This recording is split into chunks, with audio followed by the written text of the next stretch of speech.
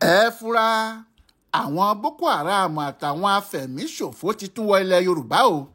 Èyí lohun tó lè ṣẹlẹ̀. Ọ̀rọ̀ náà ya àwọn tí wọ́n ń gbọ́ lẹ́nu. Àwọn míì kò sì lè gbàgbọ́ nígbà tí wọ́n ní wọ́n mú àwọn afẹ̀míṣòfò àwọn tẹ́rọ́rìsì 10 nílùú Iléṣà. Bẹ́ẹ̀ ni o, Iléṣà nílẹ̀ Yorùbá níbí.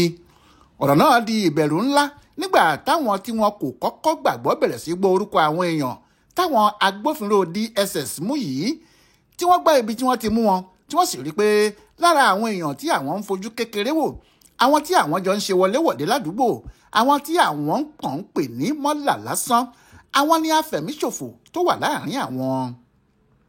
Wọ́n ń wọlé wọn, wọ́n sì ń múra sílẹ̀. Ọjọ́ burúkú sì lọ́jọ́ tí wọn ìbá ṣòro, tí wọn ìbá gbé iṣẹ́ ọwọ́ wọn jáde, nígbà tó jẹ́ bí wọ́n ti wà ládùúgbò wọn níbẹ̀, bọ́ǹbù tí wọ́n fẹ́ fi pa àwọn èèyàn láàrin ọjà àti nínú ṣọ́ọ̀ṣì ńlá ni wọ́n ń ṣe. Ọ̀rọ̀ náà ìbá sì burú bí wọ́n bá ju bọ́ǹbù sínú ṣọ́ọ̀ṣì tàbí láàrin ọjà níléṣà. Ta ló lè sọ iye òkú tí ìbá bá kinní náà lọ? Bẹ́ẹ̀ ni èyí kò lè ṣòro fún wọn láti ṣe, nítorí láàrin ìlú Iléṣà làwọn afẹ̀míṣòfò náà ń gbé. Ọkùnrin kan wà nínú wọn tí wọ́n ń pè ní Abubakar, ṣùgbọ́n Abu Aisha làwọn èèyàn mọ̀ ọ́ sí jù. Òun ti ṣáájú àwọn tó kù dé, ó sì ti wà níbi Iléṣà roundabout. Aago ló ń bá àwọn èèyàn tún ṣe, bẹ́ẹ̀ ló ń ta aago fáwọn èèyàn tó sì tún ṣe alágbàtà lójú páálí. Aago tó ń túnṣe yìí jẹ́ kí àwọn èèyàn mọ̀ ọ́ dáadáa sí i. Bó ti gbajúmọ̀ láàrin àwọn èèyàn, bẹ́ẹ̀ ló gbajúmọ̀ ní mọ́ṣáláṣí, nítorí kì í yé kírun ẹ̀ déédéé. Iṣẹ́ yòówù tó bá ń ṣe tí àsìkò ìrun bá ti tó, ó ń lọ nìyẹn. Kò pẹ́ làwọn ọmọọṣẹ́ ẹ̀ bẹ̀rẹ̀ sí pọ̀ sí, tí wọ́n dé, tí gbogbo wọn sì ń ta aago pẹ̀lú ẹ̀, tí wọ́n sì ń bá àwọn èèyàn tún aago ṣe. Àwọn míì ń gun ọ̀kadà nínú wọn, táwọn kan ń kó ìdọ̀tí kiri ààtàn. Abubakar ló bá wọn wá ilé tí wọ́n ń gbé, bó sì tilẹ̀ jẹ́ pé kì í ṣe ilé kan náà ni gbogbo wọn ń gbé. Ìtòsí ara wọn ni wọ́n jọ wà ládùúgbò Ìfọ̀fín àti Ọgbọ́n Ìdíò. Kò sì sẹ́ni tó mọ̀ pé afẹ̀míṣòfò ní gbogbo wọn. Àṣé wọ́n ní ilé kan lágbègbè ibi tí wọ́n ń gbé yìí tó jẹ́ bọ́ǹbù ni wọ́n ń ṣe níbẹ̀. Àwọn aráàlú kò sì mọ̀, nítorí ilé àkọ́kù ní ilé náà. Àwọn kan rò pé àwọn mọ́là náà ń lọ sùn síbẹ̀ nítorí bóyá ibi tí wọ́n ń gbé kò gbà wọ́n, tàbí pé iṣẹ́ tí wọ́n ń ṣe kò jẹ́ kí wọ́n lè gba ilé ni. Àṣé àwọn agbófinró DSS ti gbọ́rọ̀ wọn. Wọ́n ti gbọ́ pé wọ́n fẹ́ kọlu ṣọ́ọ̀ṣì ńlá tó wà níléṣà, pé wọn yóò kọlu ṣọ́ọ̀ṣì náà lásìkò tí wọ́n bá ń ṣèsìn, ìyẹn St. Mary Catholic Church. Wọn yóò sì pa iye ẹni tó bá ṣe é pa níbẹ̀ lẹ́ẹ̀kan. Ẹ̀yin náà ẹ fojú inú wo iye òkú tí yóò sùn nígbà tí wọ́n bá gbé bọ́ǹbù lọ sí ṣọ́ọ̀ṣì lọ́jọ́ Sunday. Irú ohun tí wọ́n ṣe nílùú Ọ̀wọ̀, níbi tí wọ́n ti kọlù wọ́n ní St. Francis Catholic Church lọ́jọ́ 5 oṣù kẹfà ọdún 2022, tí wọ́n pa àwọn èèyàn tí wọ́n lé 140 lẹ́ẹ̀kan, ni wọn ìbá tún ṣe níléṣà. Kìnì náà ìbá sì burú gan-an.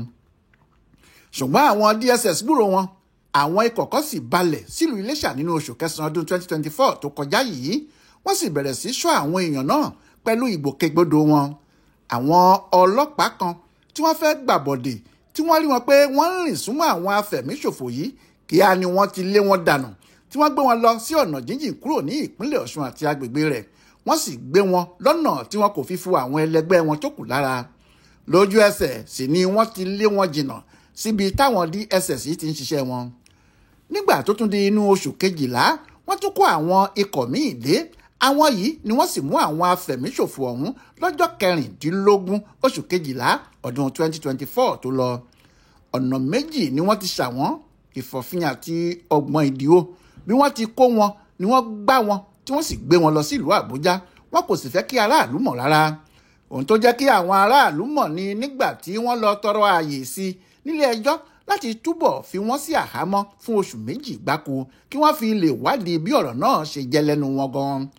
Àwọn tí wọ́n mú yìí ni Adamu Abubakar, ìyẹn Abu Aisha, Baba Gana Basuli, Muhammadi Adamu, Mustapha Abasha, Katuri Muhammad, Babakura Abasha, Muhammadi Shiroma, Ali Gambo, Muhammadi Moru àti Muhammadi Bundi. Níbi ìwádìí àwọn DSS ni wọ́n ti mọ̀ pé ẹgbẹ́ afẹ̀míṣòfò Boko Haram àti àwọn ti Islamic State West African Province, àwọn tí wọn kò nídìí kan tí wọ́n fi ń fẹ̀mí àwọn èèyàn ṣòfò ni wọ́n ń bá ṣiṣẹ́. Wọn yóò kàn dé ìlú kan, wọn yóò máa ṣe bọ́ǹbù, wọn yóò sì lọ jù ú síbi tí yóò ti pa àwọn èèyàn rẹpẹtẹ. Wọ́n sì lè kó ìbọn níjọ́ kan tí wọn yóò lọ sí odidi ìlú kan tí wọn yóò sì yìnbọn pa àwọn èèyàn níbẹ̀. Ohun tí wọ́n ń ṣe nílẹ̀ Haúsá nìyẹn. Ọ̀nà méjì náà ni wọ́n fi ń wá owó láti fi ṣe àwọn ètò wọn. Ọ̀nà àkọ́kọ́ ni kí wọ́n máa digun jalè tí ẹnikẹ́ni kò sì ní fura sí wọn. Wọ́n ti jalè bẹ́ẹ̀ ní ìlú Ìré àti Ìrágbìjírí. Ọ̀pọ̀ wọn ni wọ́n wà láàrin ìlú tí wọ́n gun ọ̀kadà kiri. Bẹ́ẹ̀ ni àwọn míì ń ṣe kólẹ̀kódọ̀tí tí wọ́n ń ṣa abọ́ tí wọ́n sì ń ṣa garawa. Kò sì sẹ́ni tí yóò lérò pé àwọn afẹ̀míṣòfò ni wọ́n tàbí pé adigunjalè tààrà ni wọ́n. Ó dìgbà tí wọ́n bá pàdé lálẹ́ tí wọ́n ń jẹ́wọ́ ara wọn fúnra wọn. Àmọ́ ohun tí àwọn afẹ̀míṣòfò yìí mú mọ́ iṣẹ́ wọn jù, èyí tó sì mú owó gidi wá fún wọn, ní ìjínigbé. Níbi tí wọ́n ti ń rí owó gidi ṣe ohun tí wọ́n ń ṣe gan nìyẹn.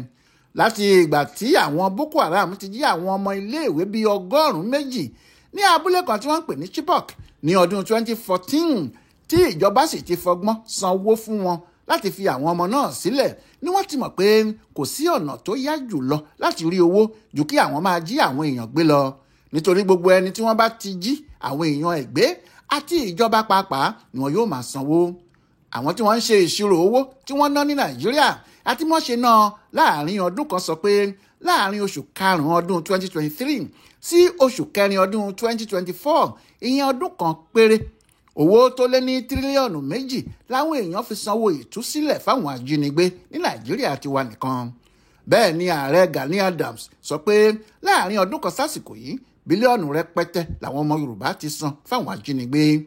Àwọn afẹ̀míṣòfò ni wọ́n ń gba owó yìí, ohun tí wọ́n sì fi ń ṣe ni láti fi tọ́jú ara wọn.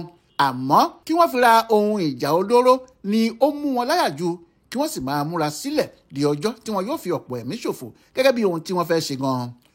Irú ẹ̀ náà ló ṣẹlẹ̀ ní ìpínlẹ̀ Ògùn tí a ò tíì mọ ibi tí àwọn agbófinró yóò gbé ọ̀rọ̀ náà gbà báyìí. Àwọn jàǹdùkú yìí ti jí ìyàwó ọ̀gá àgbà àwọn ọlọ́pàá tẹ́lẹ̀ gbé lọ, ìyẹn Hakeem Odúmọ̀ṣù. Èyí burú gan nítorí Odúmọ̀ṣù kì í ṣe èèyàn kékeré nídìí iṣẹ́ agbófinró. Bẹ́ẹ̀ ni àwọn jàǹdùkú tí wọ́n lọ láti jí ìyàwó ẹ̀ gbé yìí mọ ohun tí wọ́n ń ṣe. Bí kò jẹ́ bẹ́ẹ̀, ṣé bí ẹnu ọ̀nà ilé wọn ni wọ́n ti gbé e.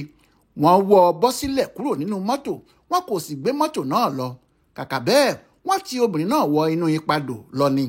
Ó dájú pé kò sí ohun méjì tí wọ́n fẹ́ ju owó lọ, torí bó bá jẹ́ ẹni tí wọn yóò ṣe níjàmbá tó burú jù bẹ́ẹ̀ ni, níbi tí wọ́n ti gbé e yìí ni wọn ìbá ti ṣe é lọ́ṣẹ́.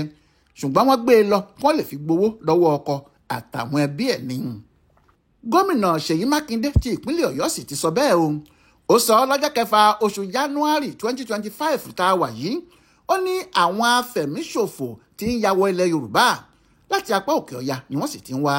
Kò sí ohun tó fa eléyìí ju pé àwọn afẹ̀míṣòfò pọ̀ gidi ní òkè ọya báyìí.